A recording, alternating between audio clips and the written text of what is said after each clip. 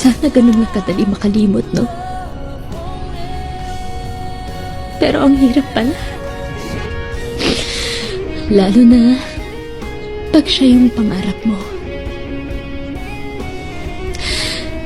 Yung pangarap mo na matagal mong pinagkatiwalaan.